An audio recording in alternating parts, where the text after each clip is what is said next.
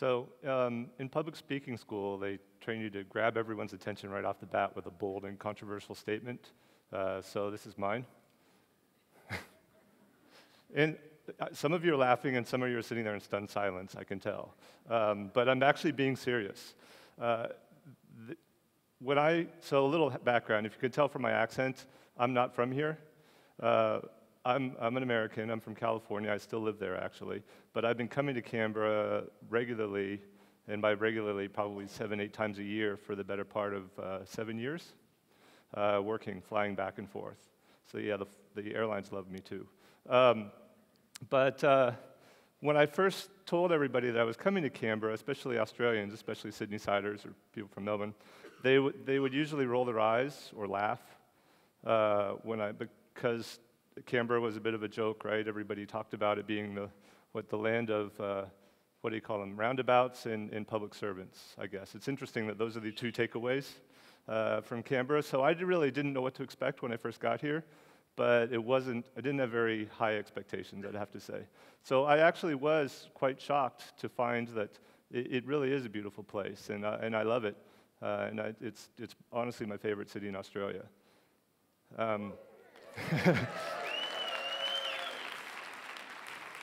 Thank you. But before we get into all that and all the photos that Ingrid was talking about and stuff, I thought I'd provide a little context, because that's another thing you learn in public speaking school, right? Modernist architecture. So what is modernist architecture? The Jetsons, obviously, is the first thing that comes to mind for most people. Honestly, people that are really into modernist architecture hate the fact that it always is referred to as Jetsons architecture, but I don't really mind that, because I think Jetsons are pretty cool. But what's interesting about what it encapsulates is, the Jetsons were in this sort of style of architecture. It was all about the future. It says a lot about things. It's all about optimism, and it was a very brief period after World War II when everybody thought that anything was possible, right? Better living through architecture, better living through science. Throw out all the old traditional ways of living, and let's live in glass houses in the sky, right? With your jetpacks and your flying cars, which I'm still waiting for. And that kind of captivated the imagination of everybody. You saw it in advertising, like this ad for a Motorola. I think they were advertising that ugly stereo cabinet in the back, but the picture itself is pretty cool. And then you'd see this in every magazine, like Popular Science and everything. The new worlds are possible, new cities are possible. Anything is possible at this point. You're going to zip around cities with no traffic jams, right? In your personal cars and your hovercraft and everything else. And eventually, architects started following suit. So this is called the Monsanto House of Tomorrow. It was at Disneyland. It was a major attraction at Disneyland. You get to tour the house and see how you would be living shortly in the future. They had things like dishwashers and TVs. Soon, entire cities started getting built that way. So this is Brasilia, which was the new capital city of Brazil. Brazil decided they needed a new capital city to represent their future and how things were going to be in the world. So they went full Jetsons, as you can tell. This is Oscar Niemeyer, who designed the whole city from scratch. New world city, new world country needs a new capital. Australia followed suit the same way, right? Of course, Australia did it kind of in a little more conservative way, because they're Australians after all. It's not, we're not Brazilians. Let's not get too crazy here. Whoa, whoa, whoa. Let's calm things down a little bit. Calm your shit down. But that said, they did build some kind of crazy stuff. This one was derided by most Canberrans and Australians in general as the Martian Embassy. It is kind of Jetsons-like, I have to give them that, but I think it's pretty cool. It's actually one of my favorite buildings here. What's interesting is, though, is whereas most Canberrans might either ignore it or hate it or make fun of it, people in the rest of the world actually are interested in this building and everything else in Canberra. The rest of the world is paying attention to what's here and has been for quite some time. So this is a photo of people looking at Canberra architecture in a conference in 2012 in Palm Springs, of all places. So think about that. The rest of the world is watching, even if you're not. Speaking of Palm Springs, and I live in California, I'm active in the Palm Springs community. I give lectures and tours there every year, and I know the owner of this house. This is a famous house in Palm Springs. It's called the Menrad House. It's one of the most photographed houses in the country, probably, and certainly in Palm Springs. People from Australia fly all the way out there just to get their photograph in front of this house. It's known as a butterfly roof house. You could probably figure out why. The funny thing is, though, is that you don't really have to fly from Canberra or from Australia all the way to Palm Springs to see a house like this, because you've got one in Yarralumla. You've actually got quite a few of them around town. This is one of my favorite examples because it's just so perfect and it's intact. So the point is that you do have a lot of great stuff here. The one in Palm Springs has tour buses going in front of it all the time. It drives the owner nuts. I've never seen a tour bus in front of this one. This is the interior of a house just next door, just down the street from the one that I just showed you. Same architect designed this one. I've stayed here myself. I've known Australians that have stayed here, listed this, it's on Airbnb, and they've actually stayed here just to live in the Palm Springs lifestyle. They could have just gone to Red Hill. Save them a trip. This is also Palm Springs. This is City Hall by the famous architect Albert Frey. This is Red Hill, again, same house as the previous interior, by the famous architect Robin Boyd. Here's a modernist interpretation of a Greek temple. This is kind of a well-known building in Los Angeles. You don't have to go to Los Angeles or Pasadena in this case to see it, because you've got one right across the lake. Another example, Louis Kahn, the famous architect Louis Kahn, designed the Yale Museum of Art in New Haven, Connecticut. But you've got something very similar right here in town, right? The NGA. I actually think this one's cooler, personally, but if I'm at home, I'm never going to admit that I just said that. In Montreal, this building was one of the first things that sparked my interest in modernism. I love modernism. Part of the reason why is because it gives me butterflies when I see a really cool building, and I try to capture that in my photos. This is called Habitat. It was designed for the World's Fair in 1967 by Moshe Safdie. This is right here, you see, right in Canberra. This is student housing. This was designed.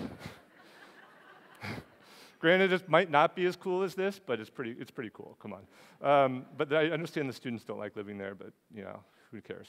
It still looks cool, right? But anyway, this was designed by John Andrews, who was an Australian architect who trained in Harvard and also in Canada and learned his craft there, and then came back to Australia. This is in Vancouver, Canada. This is by a famous architect named Arthur Erickson, the law courts there. However, what's interesting about this is that he was directly influenced by John Andrews, the previous architect, when they saw this building. So that should tell you something. Canberra people are paying attention to what's going on here, even if Canberrans are trying to tear them down, like this one. Googie architecture is kind of emblematic of Los Angeles, which is the space age kind of Jetsons-like architecture, right? You guys have your share here too. Another example of Googie architecture is the Seattle Space Needle. Well, you know where I'm going to go with this, right? Yes, Telecom Tower. I called it Telecom Tower, not Telstra Tower. Do I get like honorary local points for that? Boston is known for its Bauhaus-inspired architecture. This is the house of Walter Gropius, who founded the Bauhaus in Germany. Then the bad guys came into power and he had to leave. So he built this here, and he was at Harvard for a while. Just founded the School of Architecture there. You guys have a lot of Bauhaus-inspired architecture here as well, like this one in Deakin.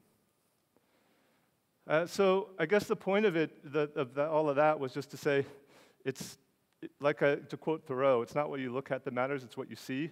A lot of my experience as Canberrans have been kind of blind to what's around them.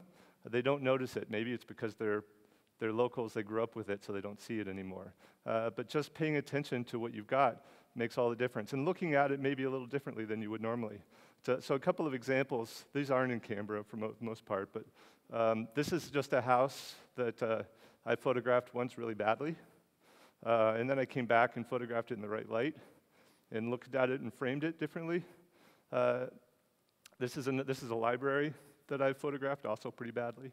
and then came back in the right light and look at it differently. This is a bank in Palm Springs, also fairly well known. It's okay, but that photo is also kind of crappy. I can say that since it's my photo.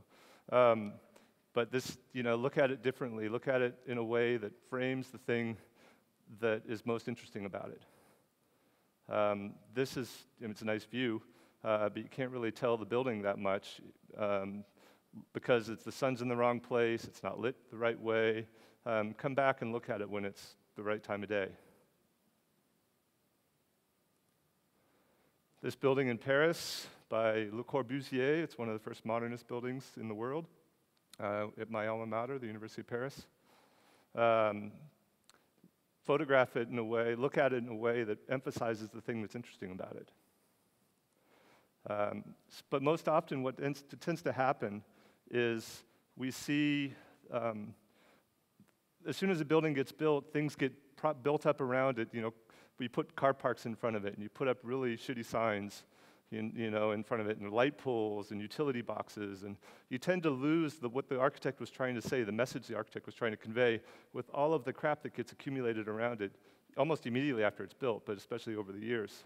But what happens if you take all that stuff away? Want to say that again? There. You can see a little more clearly. So what I'm trying to say is, try to train your eye to look past all that stuff and at the building itself. I do that all the time. I drive people nuts because I'll slam on the brakes and just stare at a building. And I haven't caused a traffic jam yet, but anyway. Look at this building here. It's just a car park and a building in a city in Portland. Look at it in the way the architect drew it. And then strip all the crap away. This is right here in Canberra. I actually thought these buildings were gone because I couldn't find them for a long time. It turns out they're still there, but they've just been pasted over. So they were inspired by Bauhaus, but now look at what they look like. It's just right across the street over here. They've been coated in a layer of stucco. This building, the cinema, over in Civic on the other side, I also thought this one was gone. It wasn't. It turns out they just painted it beige. They made it try to disappear. Let's make it, that's too crazy. Let's just try to tame this down a little bit. This building they were so proud of, they made a postcard at one point. In fact, Canberrans, this used to be the tallest building in Canberra, and there was an observation deck. Anybody visiting Canberra would have to go up there and see it. They painted that beige, too. That's right across the street, by the way. I'll bet you didn't notice it, though. Look at the overhangs on this building. This is in Torrens. This is the shops in Torrens. See what the architect did is they were thinking about the shadows when they did it and the pattern that would form on the ground. Not anymore. I guess the beams started rotting, so they just got rid of them. Didn't replace them, they just get rid of them. It's cheaper that way, right? Look at this one here. This is, you probably all recognize this, the Law Courts of ACT. Yunkin Freeman. I love this building. I love the sculpture in front of it, too. But now it looks like the sculpture's crying, doesn't it? It's just like, oh, God, these idiots. Anyway, sorry. You're not supposed to insult your host, so that's awkward. This is the old archives building in Mitchell. It's been emptied. It's probably threatened now, unfortunately. But it's a beautiful building. I was stunned to find this when I was just driving around. My favorite building is this is in Woden, the old TAFE. It was ACT offices then, and now it's slowly getting abandoned. Death by neglect, right? You can see it hasn't been cleaned or taken care of in a while. They're probably waiting for it to get so run down, people ask them to tear it down.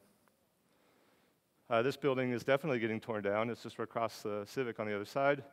And there's a big billboard on the side of it advertising the boring apartment building that's going to be put there instead. You probably all recognize this one, Bruce Hall. We just lost this one, despite a fight to keep it. They like to claim asbestos is the most famous, popular one around here to use as an excuse to tear it down when they want to tear it down for other reasons. These buildings here are probably the most intact street in Civic, over on West Civic on University. I love them, but I know people that go to the cupping room for breakfast and they've never noticed the building it's in. They didn't even recognize this photo. It looks a lot like a sculpture to me, like Donald Judd sculpture. Although they wouldn't hesitate to tear that down, and this is worth millions. so they probably wouldn't tear that down. Right across the street, another view. And then look at this one. There's another, again, this reminds me of a sculpture. A lot of these were designed to look like works of art. This one, what does this remind you of? To me, it looks like a Mondrian painting. So I guess in closing, I would say let's enjoy what we have. Take another look at these things. So I put up a few photos more that I've taken, just to close out on a high note instead of being a downer. But not just the famous buildings, because everybody certainly recognizes the High Court, and the inside is beautiful. If you've never been inside, it's definitely worth a look, especially in the right time of day when the light's great. And then, next door, same architects designed the NGA. I love this building too. And then the Carillon, of course, everybody knows about these buildings, and they're probably not threatened. But there are other buildings that are equally cool and that nobody seems to notice or care about. And I would just encourage everybody to take a look at those too. Like this little modest church in Yarlumla, which looks like a Harry Seidler building. It's not. Or this one, which is also probably threatened. It looks pretty like they're emptying it out. This is by Robin Boyd, famous architect. Beautiful pond in the courtyard. Way too efficient now because like 80% of the land is occupied by a pond instead of the building itself. So that's probably threatened. These buildings here by Enrico Taglietti, great architect who very much inspired by Frank Lloyd Wright in organic architecture. Another one over in Mitchell by the same architect, as you can probably tell. Another one by the same architect, the much loved and hated Dixon Library. But look at the gardens in there and the courtyards and the fountains. It's amazing. I just love it. Probably recognize this one, right? I hope, please. It's right outside. This David Jones even the David Jones is great. And then, and more sculptures. So a lot of these buildings were designed to be like sculptures, to be art, and to play off light and shadow throughout the day. So take a look at them at different times of day and watch how the light changes them. They will change completely in front of your eyes. It's quite fascinating. So all I would ask is, just take another look at the city and be proud of what you've got. Preserve what you've got. Let Canberra keep its sense of self, and its sense of place, and its soul. Thank you.